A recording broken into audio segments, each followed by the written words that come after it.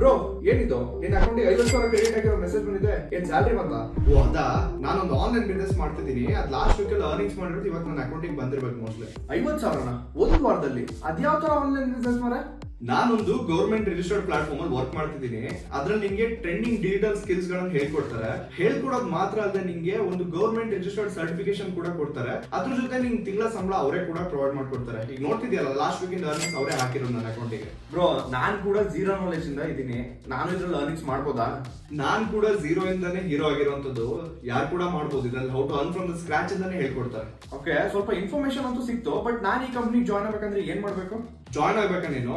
ಈ ರೀಲ್ ಅನ್ನ ನನ್ನ DM ಅಲ್ಲಿ ಶೇರ್ ಮಾಡು. ಇಲ್ಲ ಅಂತ ಹೇಳಿದ್ರೆ ನಾನು ಕೊಟ್ಟಿರೋ ವಾಟ್ಸ್ಆಪ್ ನಂಬರ್ ಮೆಸೇಜ್ ಮಾಡ್ಬಿಡು. ನಾನು ಕಂಪ್ಲೀಟ್ ಆಗಿ ಅದ್ರ ಬಗ್ಗೆ ಇನ್ಫಾರ್ಮೇಶನ್ ಕೊಡ್ತೀನಿ. ಹಾಗೆ ನಿನ್ ಫ್ರೆಂಡ್ಸ್ ಯಾರೆಲ್ಲ ಜಾಯ್ನ್ ಆಗ್ಬೇಕಂತಿದ್ರೆ ಅವ್ರಿಗೆ ಕೂಡ ಈ ರೀಲ್ ಅನ್ನ ಶೇರ್ ಮಾಡ್ಬಿಡು. ಓ ಇಷ್ಟೇನಾ? ಹೌದು, ಇವತ್ತೆಷ್ಟು ಅರ್ನಿಂಗ್ಸ್ ಮಾಡಿದ್ಯಾ ನೀನು? ಅರ್ನಿಂಗ್ಸ್ ನಾನು ಡೈಲಿ ಮಾಡ್ತಾನೆ ಇರ್ತೀನಿ. ಇವತ್ತಿನ ಒಂದು ಅರ್ನಿಂಗ್ಸ್ ನಿಂಗೆ ತೋರಿಸ್ಕೊಡ್ತೀನಿ ಕ್ಲಿಯರ್ ಆಗಿ. ಸೊ ಇಲ್ಲಿ ನೋಡ್ತಿದ್ಯಾ 24,000 ರುಪೀಸ್ ಇನ್ನ ಸಿಂಗಲ್ ಡೇ ಆಗಿರುವಂತದ್ದು.